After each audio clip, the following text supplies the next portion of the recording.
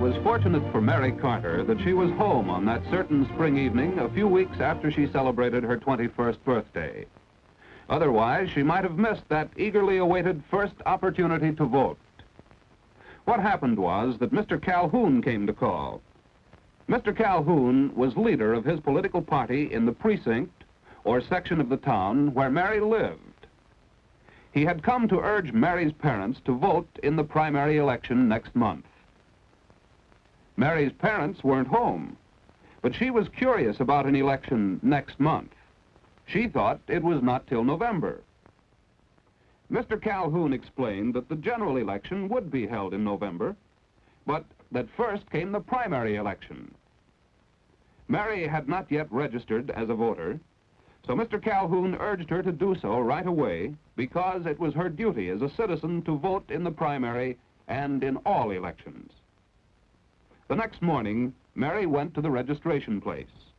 There is usually one for every 200 or 300 voters. The purpose of registration is to make sure that only those people vote who are legally entitled to vote.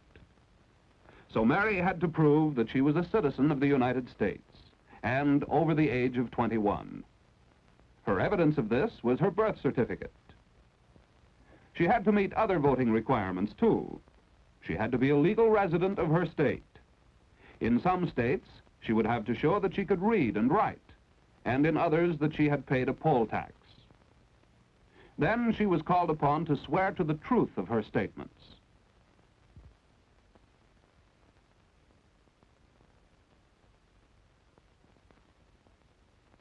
She signed the registration cards with the same signature she would use later when voting.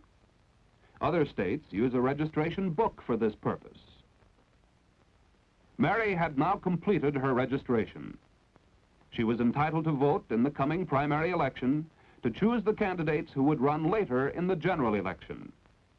On the way home, Mary noticed that several candidates from the same party were trying for nomination to the same office. This meant that she'd not only have to decide what party to vote for, but that she'd have to find out about the individual candidates. The newspapers were a big help. To obtain a complete picture, Mary consulted newspapers of different political opinions. She read up on the candidates from their own advertisements and from the political columns. Here, too, she found a complete list of candidates running in the primary. These men were named on the ballot because each had presented a petition signed by a certain number of voters. The newspaper also printed a sample ballot, from which Mary learned the form of the ballots to be used in the election. She discussed the election and the various candidates with her parents and friends. She collected and studied the handbills and pamphlets put out by various nonpartisan groups and by the candidates themselves telling of their qualifications for office.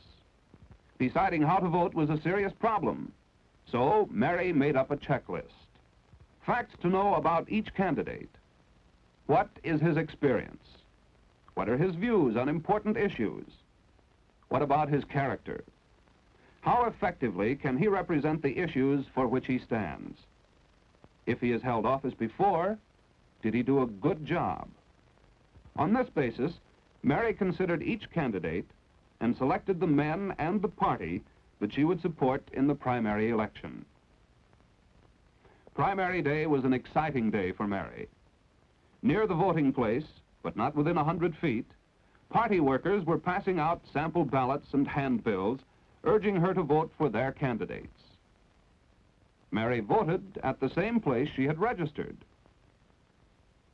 Voting is such an important affair that there is quite a bit of formality connected with it. Election judges and clerks are in charge of the polling places to see that all voting is properly done. Once again, Mary signed her name on a card.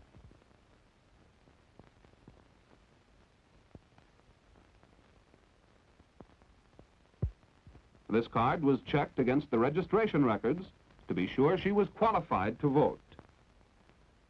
Mary was registered, so she went along to the election judge.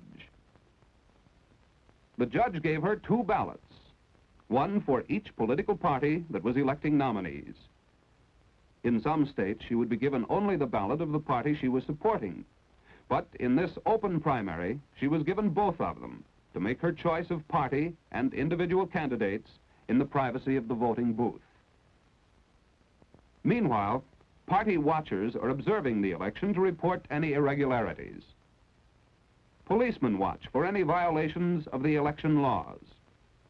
And the election officials, of course, are in charge. In the voting booth, Mary marked the ballot of the party she was supporting. She discarded the ballot of the other party, while an official made sure it was a legal ballot that she put in the box. So Mary had voted for the first time as a citizen of the United States. When all the votes were counted, the candidate with the most votes was declared the party nominee for each office.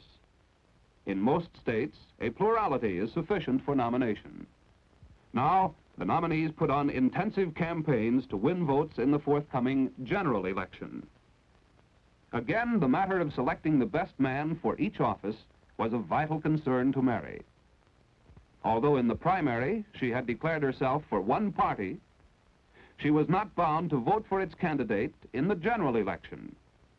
So she looked into the background of the candidates of all parties and learned their views on important issues. She listened to as many of their speeches as she could. She discussed their relative merits with her friends and her family. She gathered all the information she could to help her select the men best qualified to manage her government. By the day of the general election, Mary had informed herself about all the candidates and was ready to mark her ballot. Now, how Mary voted is her own private business. Her state allowed her, if she chose, to vote for all the candidates from one party by putting an X in the box at the top of the party list. But many states have stopped this because well-informed voters usually prefer to vote for the man they consider best, regardless of party. This is generally known as the Australian ballot, because this method of secret voting originated in Australia in the early 19th century, becoming common in the United States in the 1890s. When voting hours are over, the voting place is closed and the election officials prepare to count the votes. Generally speaking, only the election officials and party watchers are allowed to be present when the votes are counted. In some communities, impartial watchers are appointed by the courts. The boxes are unlocked and the ballots are taken out and counted orally. Election officials are the only ones permitted to handle the ballots. The election clerks mark the count on their official tally sheets. Some ballots are marked for straight party tickets. Others are marked for individual candidates. A ballot should be marked carefully.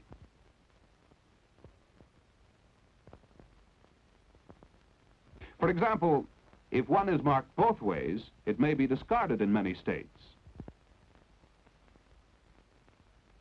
If an X is marked outside a box, election officials in some states may invalidate the ballots. In some places, a ballot may be discarded also if two candidates are marked for the same office. Usually, very few ballots have to be discarded because of improper marking. When all the ballots are tallied, the votes are totaled.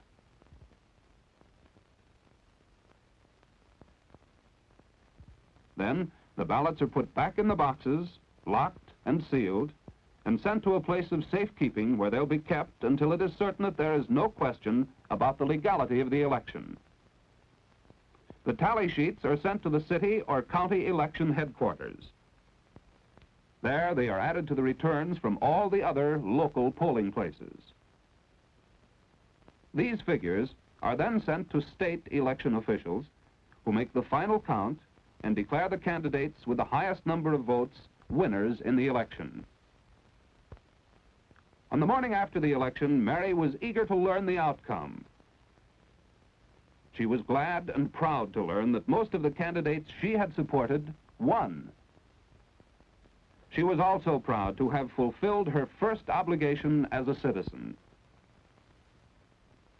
Looking back, We don't know how Mary voted, but we know that she did vote. What's more, we know that she informed herself about the various candidates so that she could vote intelligently. And so she has made her contribution toward keeping democracy alive.